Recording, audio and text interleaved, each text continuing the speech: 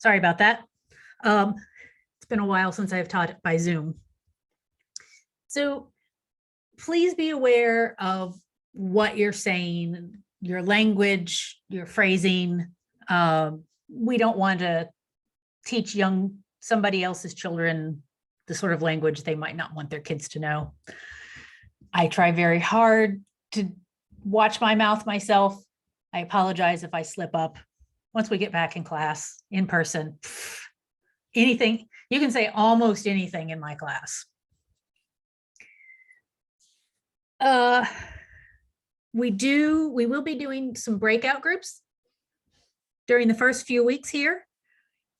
I will periodically, oh, good question. Jesse, I haven't learned your names yet. I will be, I don't know how, oh.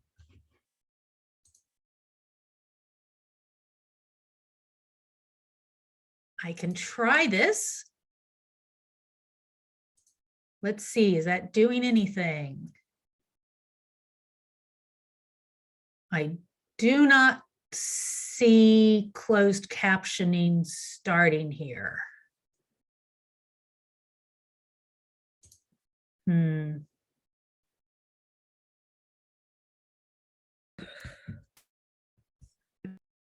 I will look into closed captioning. I don't know how to do it, but what I will say is I'm recording these and they will be posted on YouTube, and YouTube's closed captioning is usually pretty good. So if you have trouble hearing me, that you can re-listen to the classes then. Is my microphone is working, so we'll do that, and I will look into closed captioning for next time. That is a really good question that I haven't addressed before. Okay, so we will do breakout groups, and with the breakout groups, I will periodically pop in and check and see how things are going in case you guys have questions. But this is a way to try and do lab groups in a Zoom setting. It's not perfect, but hopefully we've only got a couple of labs like this, and we can get through these couple of weeks. And then when we're in person, everything will go better. I am going to start us with breakout groups. So what I'd like to do is I'm going to send you into groups, and I'm going to ask you to make a new friend. Introduce yourself to the other people in your group. I want you guys to exchange what name you want to be called, what your pronouns are, and find something that you guys have in common outside of being a college student. So when we come back, I will ask you guys to introduce your new friend. If you are not comfortable doing that, I'm not going to call on you, but I would like to encourage you guys to do that, because the sooner we start chatting a little bit more and the less it's just me talking, the sooner we start to feel like a class. And I'm going to put you in breakout groups of 4, and I'm going to give you 5 minutes.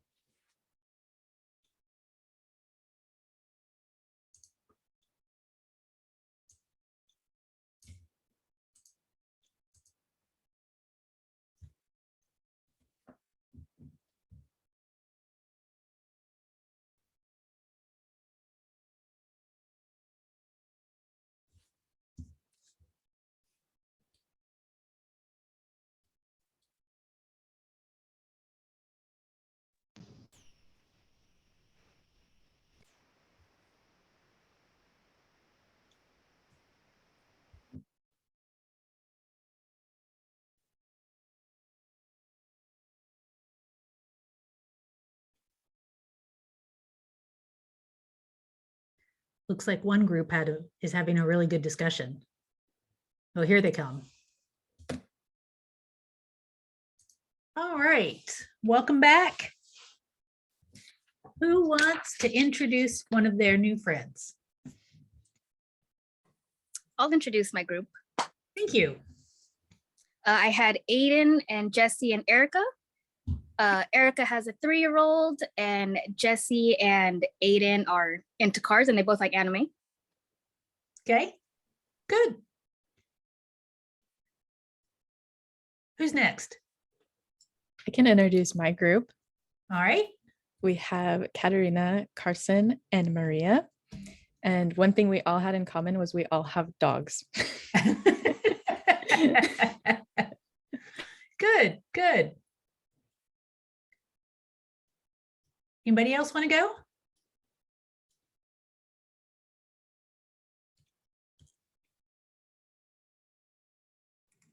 I can say something. Okay. I was with Aniela, Alyssa, and Priscilla. Mhm. And we kind of did the thing you said we're not supposed to do, but we talked about how we're all kind of in health fields as students. So they're all nurses, and then I'm in the dental hygiene. Okay, great. All right. Is that it, or does anybody from the last group want to go? All right, looks like that's going to be it. Okay, so I want to briefly show you the lab stuff on Canvas. I assume that you guys have had a look around Canvas. You're familiar with it. I just want to show you my stuff. Okay. So this is the home page. You can also get to this information by going to modules. So far, I've got 2 modules up.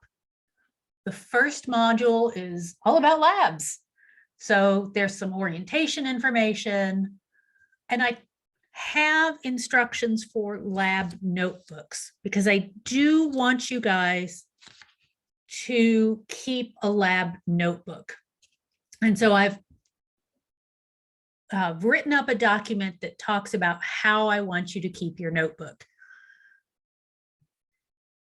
I don't care what your notebook is, you know, spiral bound, one of those marbled black and white covers, it doesn't matter.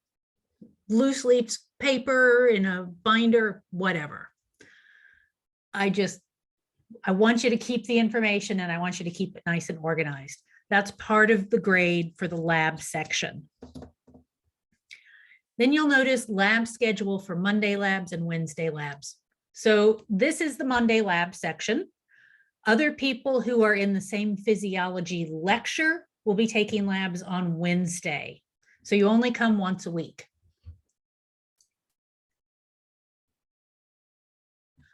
Yes, Brenna, I hope I'm pronouncing your names right. I haven't learned them yet, like I said. You can keep notes electronically, absolutely. Okay, so we have a few holidays on Monday. So the Monday lab schedule is a little different than the Wednesday lab schedule. For example, next week, holiday, no lab next week. Then we have lab 1. This is set up the way I would set it up if we were doing a complete asynchronous lab. We're not doing them asynchronously. We have to do them all at the same time, and we have to spend at least 90 minutes on Zoom. I'm hoping to have lab be between 90 minutes and 2 hours on Zoom, with most of the time being you guys working on the labs and not me running my mouth. So we're going to actually go through most of this as a group today. And then here at the bottom, is the lab assignment, and there's 2 parts to it this week, and you'll need to complete both of those.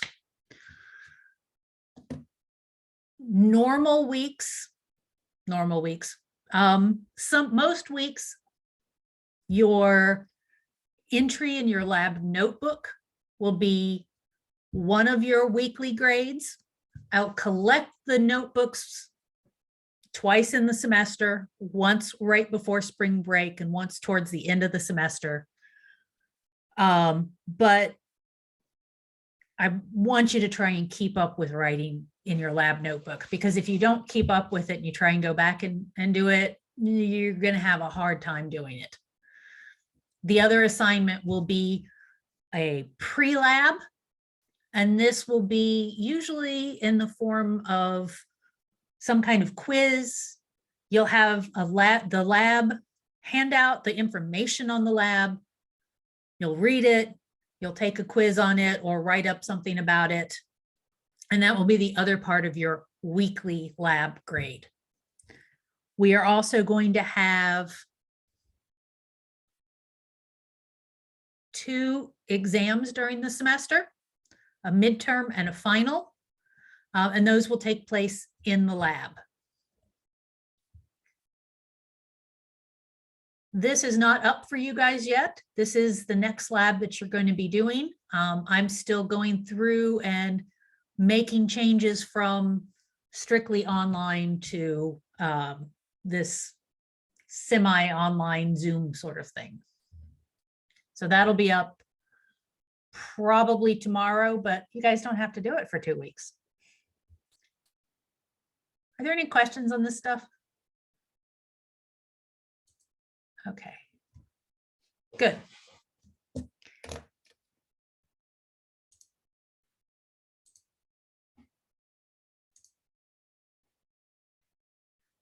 All right. So when we get to lab, all of the labs are going to begin with an announcement page. It might be on the whiteboard, it might be on a PowerPoint, depending on what we're doing exactly. And it's largely going to have information about assignments. Once we get into the lab, there will also be a few announcements about things like anything that's particularly dangerous in the lab, precautions you need to take, what you do with waste material when we're done. Physiology labs are not particularly dangerous. We're not going to be handling a lot of dangerous things. But when there is something that you need to know before we start the lab, that's going to be announced right at the beginning. Here is the details of the lab grading. So there are 4 things that you're getting graded on. The pre-lab, which I talked about, reading the lab before lab and coming in prepared to start the lab. The notebook or an assignment. Again, that's going to be something weekly. 2 exams. You're also going to have the opportunity to design an experiment. And you're going to have to present your experiment to the lab. But that's way at the end of the semester. We don't have to worry about that yet. But it is something that's coming up. And that's how the lab portion of physiology breaks down. In total, the lab portion is 1/4 of your grade for the physiology class. Oh, look, ha! I put in a whole bunch of notes here that I forgot I put in. You can tell I'm out of practice. So your basic lab notebook page, you want to start at the top of a fresh page with the title of the lab, a whole bunch of space for notes. If you're doing this on paper, I recommend saving a whole page for notes. And then starting at the top of the second page, write out your materials and methods. These are the instructions for how to do the lab or how you did the lab. It's important that if you do something different than what's in the handout that you get, the copy of the lab that you get beforehand, any changes need to be indicated here. If something goes wrong during the lab, it goes here. Now, you may notice when we looked at the grading, there was nothing in here that says your experiments worked. They don't have to work. You just have to do them and see how things are going. In science, lots of things go wrong. It's very common for experiments to not work. So you don't have to worry about that. Then in your notebook, you're going to put your results and then a discussion about what you've learned from the lab. And this is on Canvas if you don't, if you can't keep up with me running my mouth. Questions on that kind of stuff? Once we get back in the physical lab, we'll also do some lab safety. Are these Zoom meetings mandatory? They are as mandatory as coming to lab. You're allowed to miss 2 labs during the semester and still pass the course.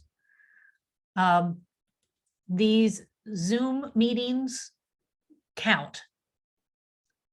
Will the PowerPoints be posted to Canvas? I can do that.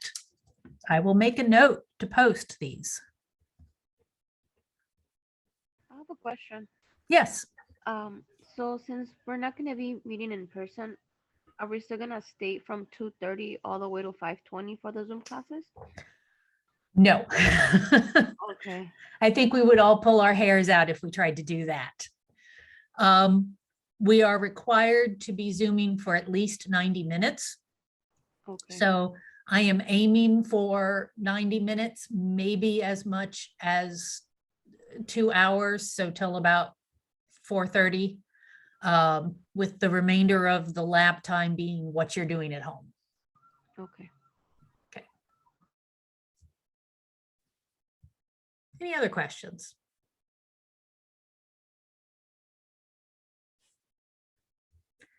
All right. So, what is science? This is physiology. It is a type of science. So what is science? Anybody want to give it a stab?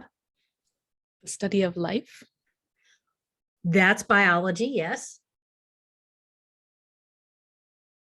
But science in general, it includes physics and chemistry. What do we mean when we say science? This is one of those questions I love because, yeah, we don't think about that. We also don't think about life. What does it mean to be alive until you start taking biology classes and your professor asks you these questions. Science is an evidence-based understanding of the natural world.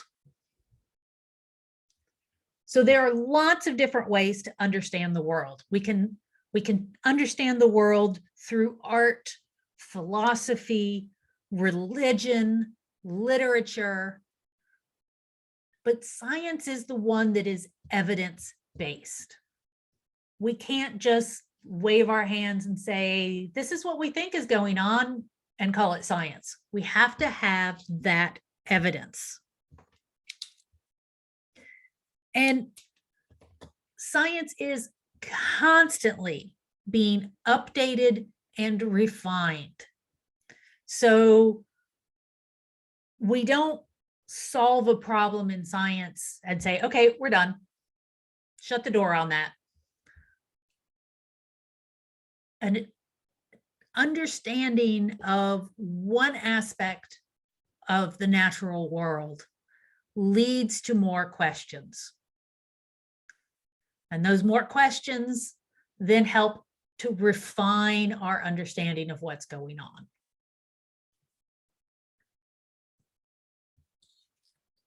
And that's very important in science. Science is kind of a weird field in that if you are a scientist, you have to be able to deal with the fact that you're going to be wrong sometimes. You're going to do experiments. You're going to think you know what's going on, but then something will change and you'll realize you don't really understand it. It's not an easy thing to have experiments fail, but it happens a lot. Okay, so I've got 3 words up here: hypothesis, law, and theory. Anybody want to give a guess at defining these?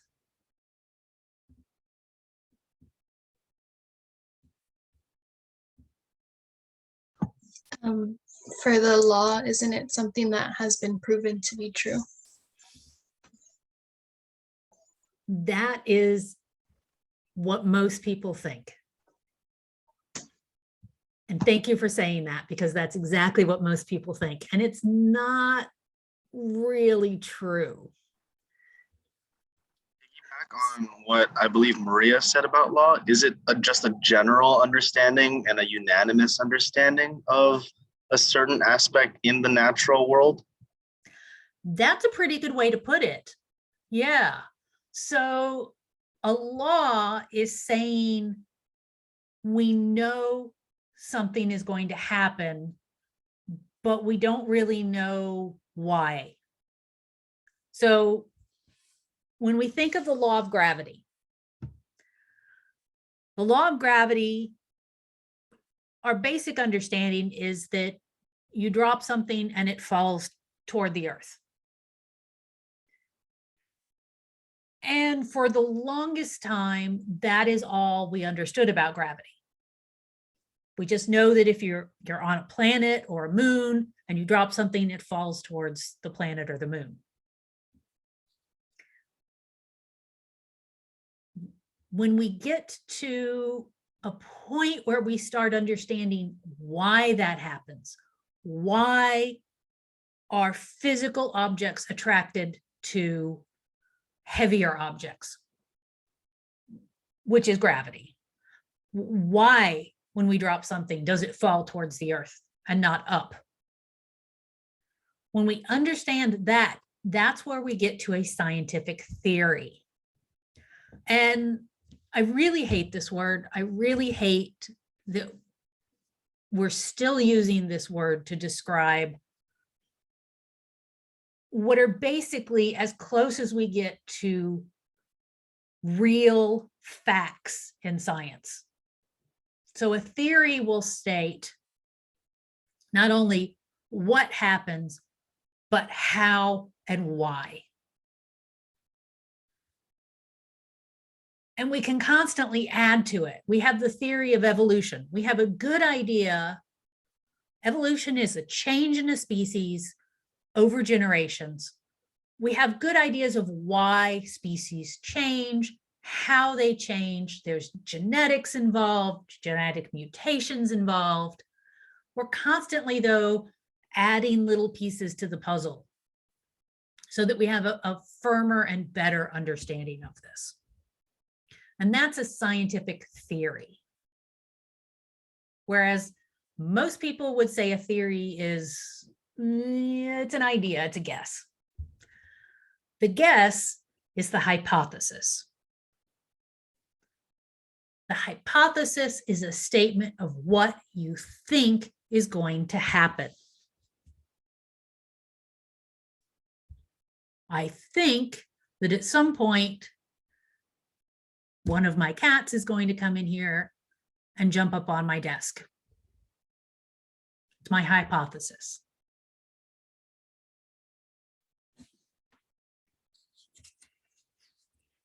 But until that actually happens, it's just a hypothesis, just an idea.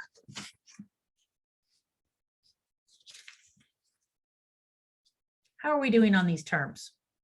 Guys think you have a good grasp on them? Okay, thumbs up. I like to see that.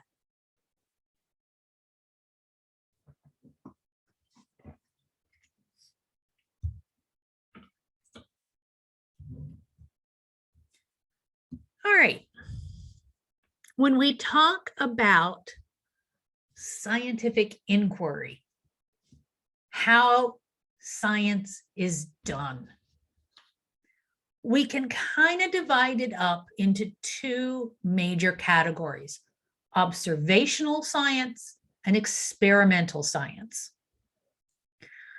We're going to spend most of this lab talking about experimental science, but I wanted to mention observational first. Some things you can't bring into the lab and manipulate to try and figure out what's going on. You just have to observe them. So things like astronomy, we can't, move Mars and see what happens. Wildlife biology, geology. Dr. Newsom in this picture is a well-known ornithologist. She studies birds. She goes out and she observes them. Observational science is done when experimental science is either impractical or unethical. I mentioned we can't move planets. There are also sometimes that ethics are a concern. So there is a myth that having an abortion increases a woman's risk of breast cancer. Well, it's not true. We know it's not true because we've done observational studies. So we've looked at large numbers of women, some of which had an abortion and some of which did not. And we look at breast cancer rates throughout the rest of their lives. And when we've done these studies, we see no difference. It would be very unethical to experiment on women, making them get pregnant and then have an abortion to see if that changes their breast cancer risks.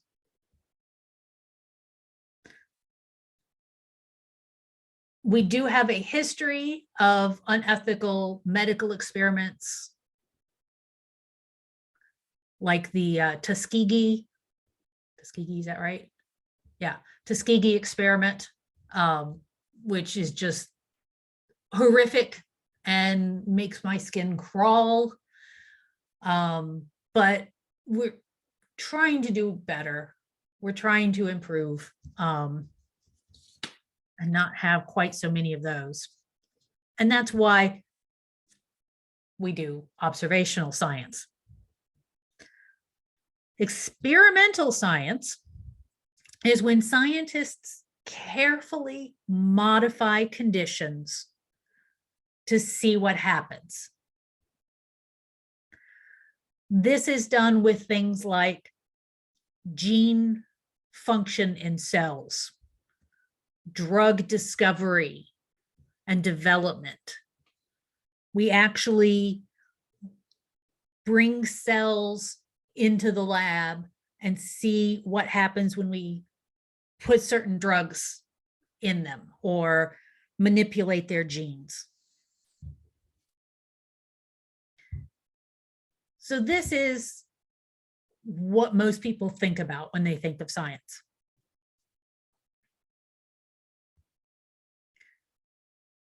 Both of these kinds of scientific inquiry are done and can be done by people who are not professional scientists. Children are born scientists. They're curious. They observe the world around them. Sometimes they manipulate things to see what the results are going to be. The scientists are just people who don't ever grow out of that and just keep going.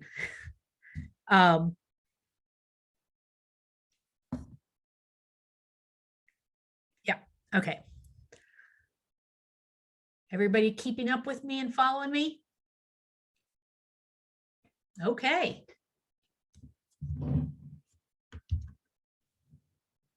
All right, so I want to talk about the scientific method. I'm sure you guys have heard about the scientific method. I don't like the scientific method. It doesn't accurately represent what goes on. It is a way to start talking about science, but it's not strictly how science actually works. So I forget. I'm still remembering what I can do in Zoom. So scientific method.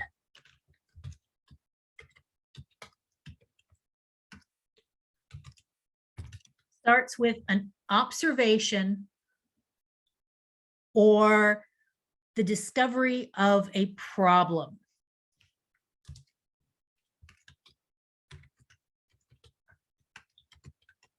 And then there's doing some background research. What is actually known about this problem? Has somebody else looked at it? Has it already been solved?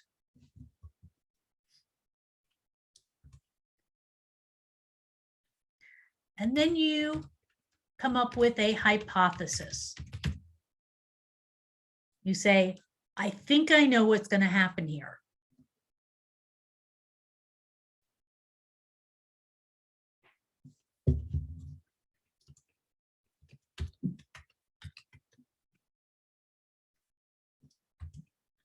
Once you've got a hypothesis, you design an experiment, collect the results and analyze them. And I misspelled analyze. And then you report. In science, reporting your conclusion is a very formal process. You write up your experiment, similar to what you're going to be doing in your lab notebook.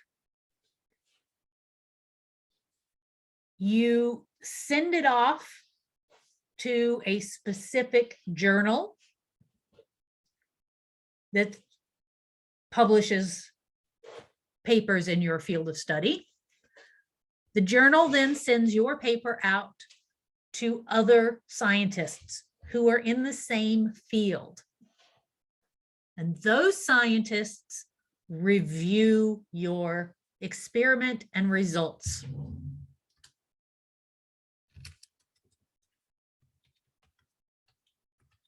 This is called peer review.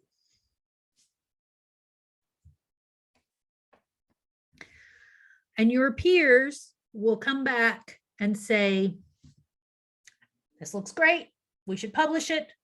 Or, you know, you probably need to go back and do this experiment one more time because the results are kind of odd looking, or maybe you need to do this other experiment, or I don't think your conclusions go with your results, or even, yeah, no, this was a crappy experiment.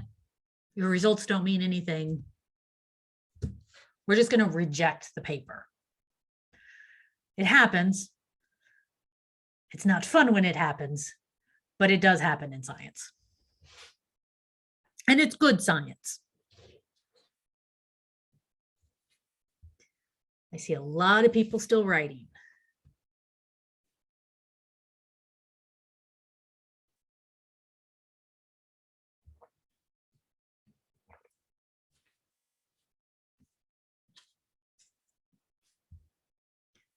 So I'm going to give you guys a few minutes to catch up here.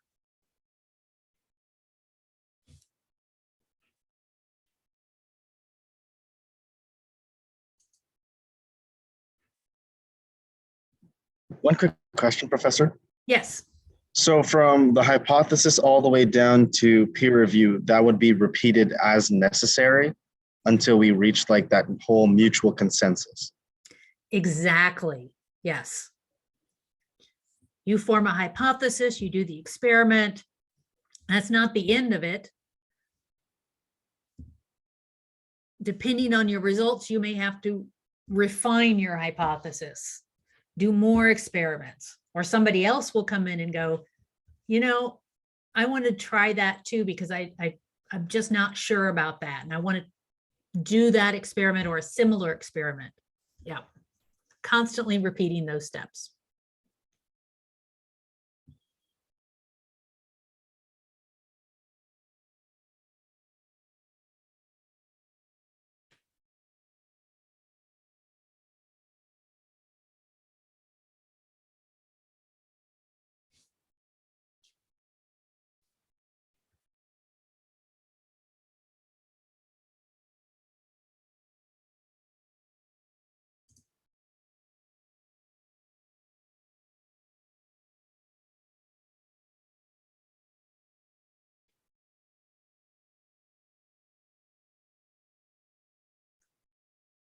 Is there anything else you guys want me to repeat?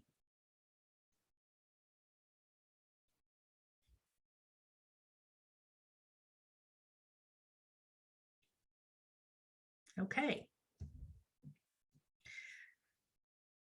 So once you've got your hypothesis, you want to do your experiment. There are certain conditions that are really important to keep in mind when setting up an experiment. Ideally, you're going to have two groups, whatever you're experimenting on, people, cells, in this example, plants. You're going to match, you're going to divide your group of plants or cells or people into groups. One group is going to be the control group, and one is the experimental group.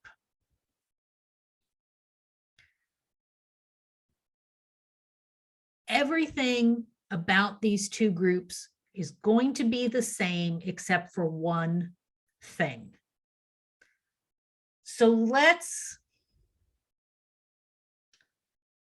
say you think you found the cure for the common cold and you want to test it. You're going to need to get a lot of people, similar ages, similar health conditions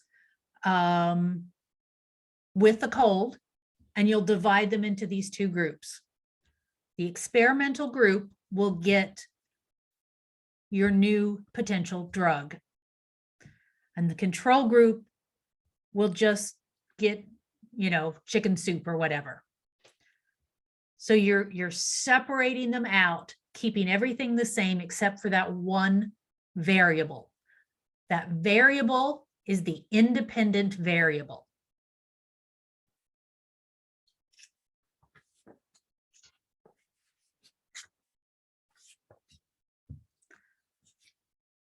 The result is the dependent variable. It's what the effect is based on the cause. The independent variable is the cause, the dependent is the effect. Let me see if I can.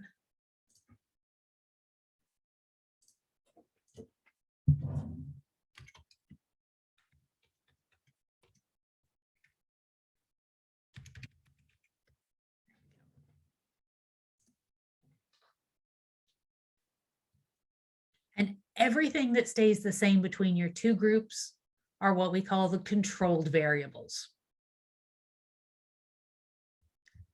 So if we're talking about how water affects plant growth,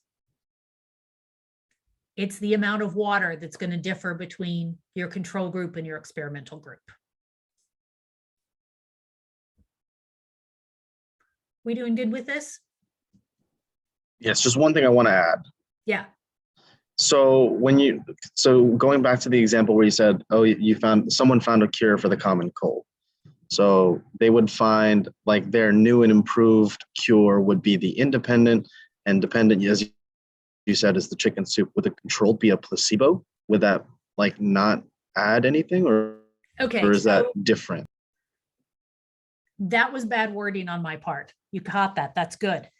The independent variable is the treatment, the potential new drug. If we're talking about experiments in people, you're right. The control group should get a placebo, a pill that contains no active ingredients. So that because when people get given a medical treatment, they are going to have a response, whether or not that treatment is actually doing anything. It's called the placebo effect. And that's why, because it happens. So you want to make sure that your results are not because one group's getting a medication and the other one isn't. So yeah, does that clear that up? Yeah. The dependent variable will be how long the cold lasts and how severe the cold symptoms are.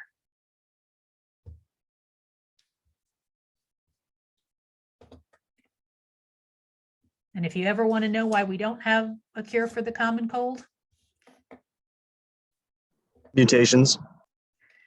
mutations is part of it. The other part is that the common cold is a collection of symptoms, and there are hundreds of different viruses that cause it.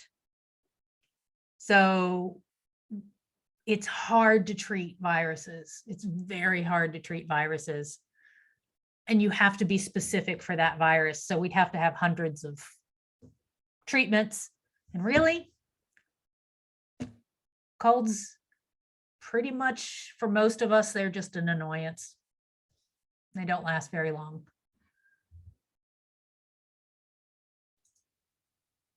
All right. Okay, so now that I've talked enough,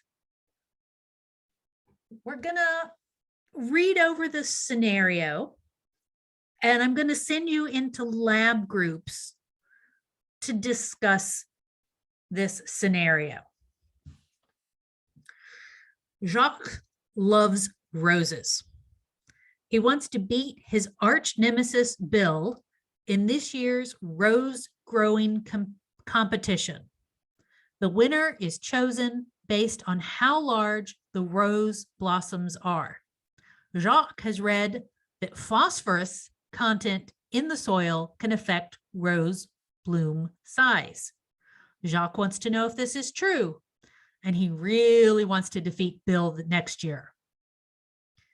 In order for Jacques to perform a scientific experiment, he needs to first identify the one thing he will change or experiment. He will then identify the one thing he will observe as an outcome. And he has to have different rose plants under these different conditions so that he can compare the outcomes. So we have two questions here. What is the one thing Jacques will manipulate in his rose garden? And what is the one thing Jacques will observe and measure at the end of his experiment? Anybody want to chime in? I believe he will manipulate the phosphorus content in the soil and observe the size of the blooms. Exactly. That's exactly right.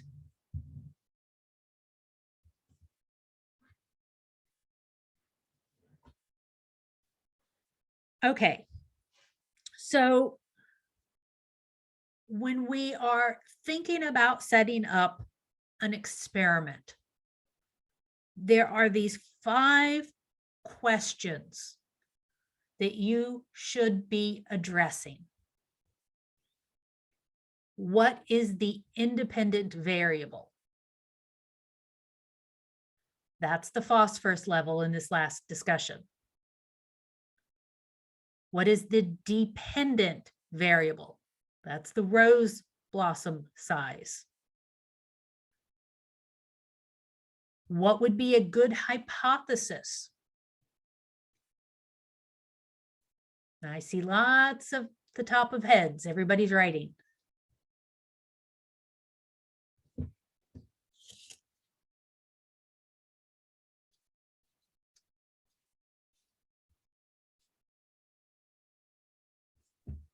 A good hypothesis might be that more phosphorus in the soil leads to bigger size in rose blossoms.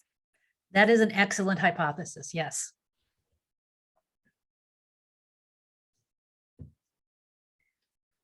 So what would be our experimental group?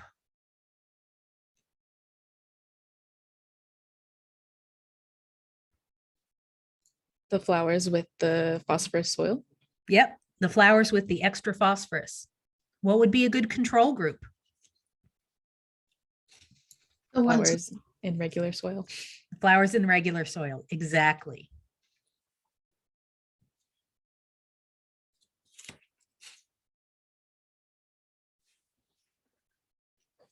And we also mentioned, which isn't listed here, but probably should be, control variables.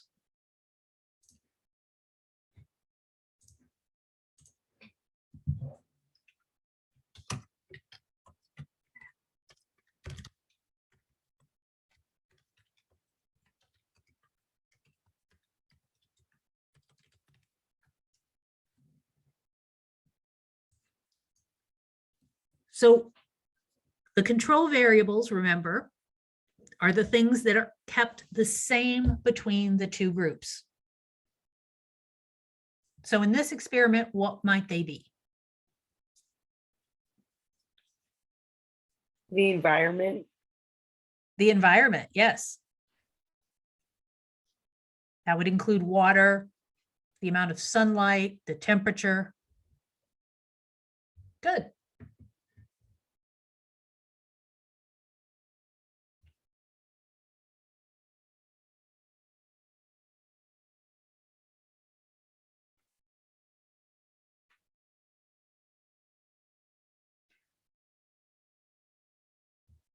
You guys think you understand the terminology now? All right.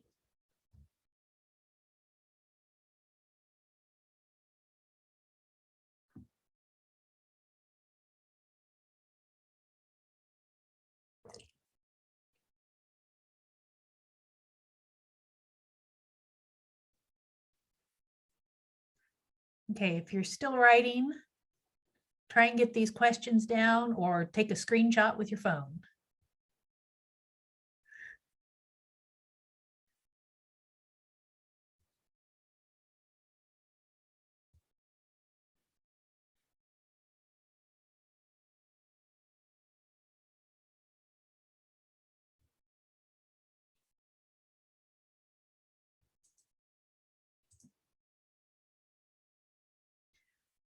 Okay, so this is the next scenario.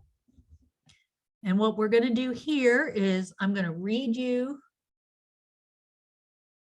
the scenario. I'm going to send you into breakout groups and you're going to answer those. Well, actually, well, I guess for this one, 5 questions. Kian loves Coca-Cola. He drinks 4 cans of Coke per day, and he is also several kilograms overweight, according to his doctor. Kian wants to perform an experiment on himself to see if switching to Diet Coke can help him lose weight. Could we set up an experiment to see if switching to Diet Coke will help Kian lose weight? And I am going to add that 6th question, which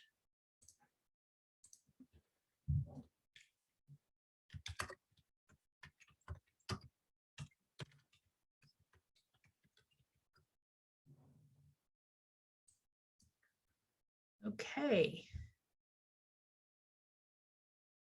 Oh, I hate this.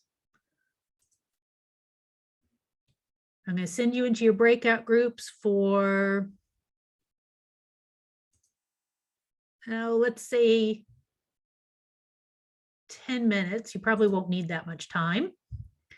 And then we'll come back and we'll go over your answers.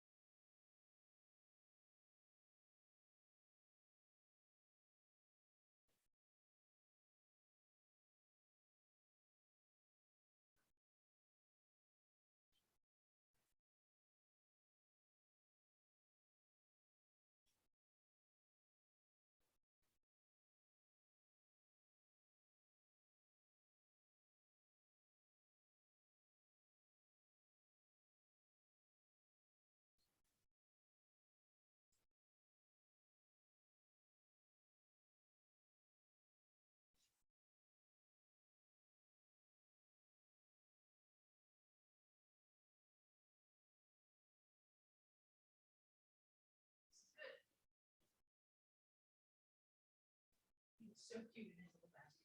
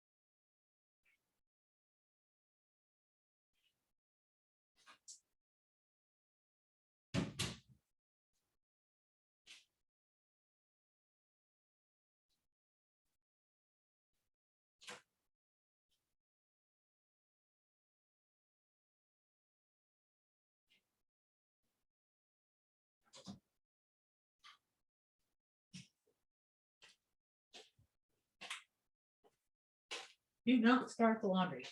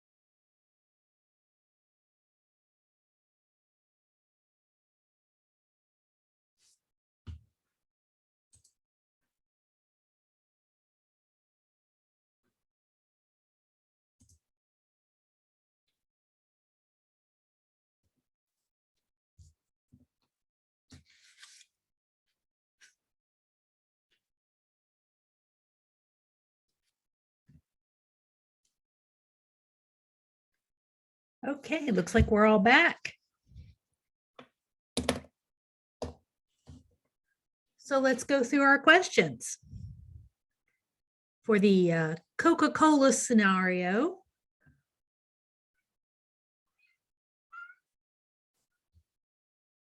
what was the independent variable?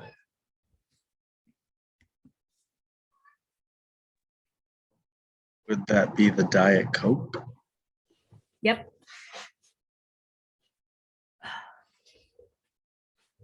That would be the Diet Coke. What would be the dependent variable? His weight. Exactly. What would be a good hypothesis for this experiment? If Kian drinks diet soda, then he will lose weight. Excellent. What would be the experimental group?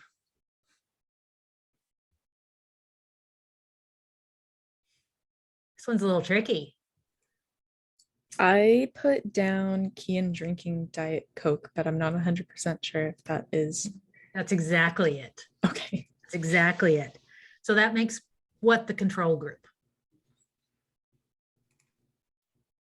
When he was drinking regular Coke. Exactly. Yep. And what are the control variables?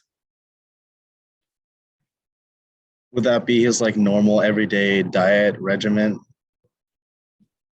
Diet is half of it. Sugar? The type of soda that he's drinking. No, no. You guys are dancing around it. What? Diet and exercise? Exercise. Thank you. Exactly. Diet and exercise. Those are the two things that we know affect weight. Okay.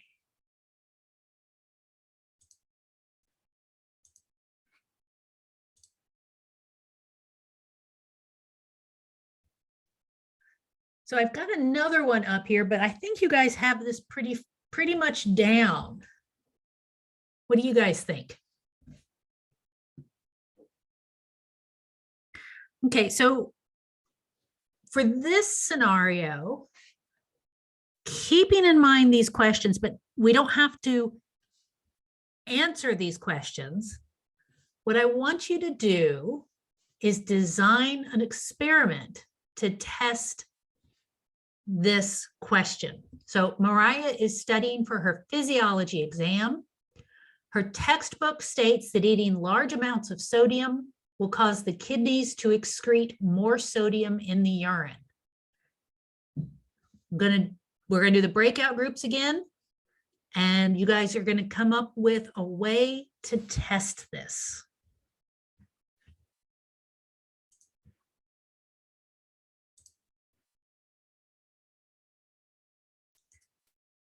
And I'm gonna shuffle your breakout groups, so you may be with different people this time. And again, I'm giving 10 minutes.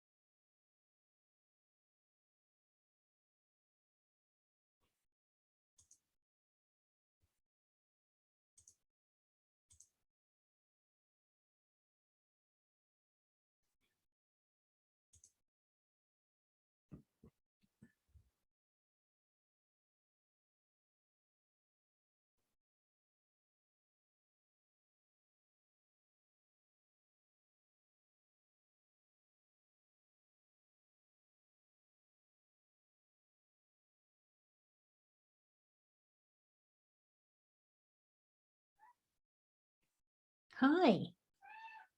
Hi.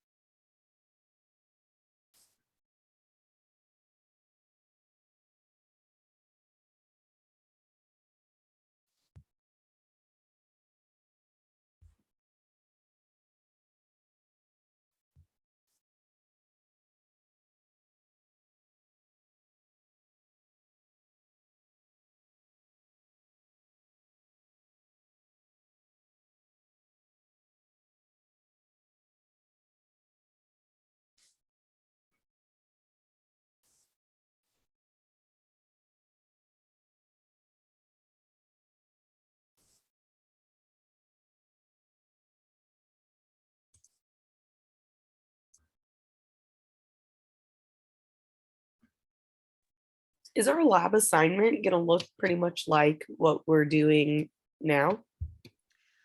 Very similar, yes. Okay. Thank you. You're welcome. All right. Does anybody want to explain how you would test this? What did your group come up with?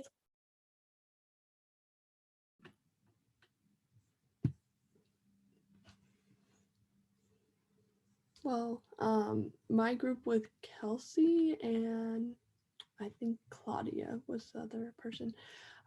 We were thinking that you could use something similar to like a ketones test, a glucose test, like a urine sample test, like the ones that they use for when people are pregnant or to test for UTIs or different things like that.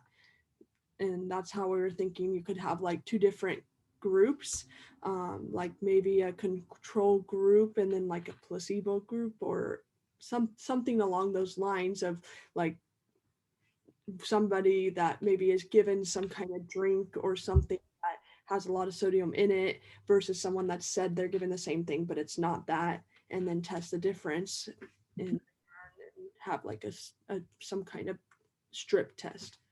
Yeah, that sounds good. Does anybody want to add anything to that?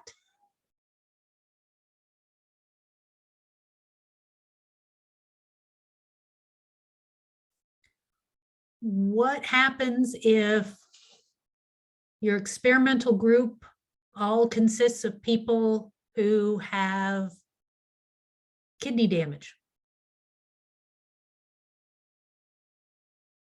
Would that affect your results? Or even if they just random?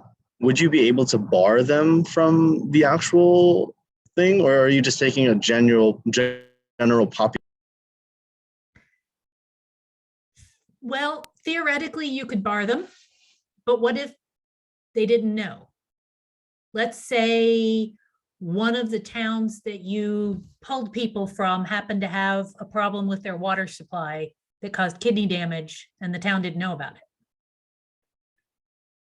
How would you And it avoid? would skew the results, and you would probably, I guess, choose an environment that's relatively stable, I guess. Yeah, ideally, you're gonna try and choose a place that's not a problem and not have all of the individuals in one group from one area and the individuals in the other group from the other area.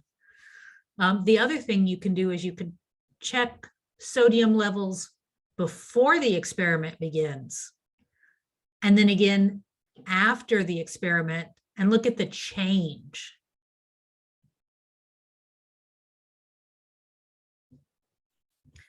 All right.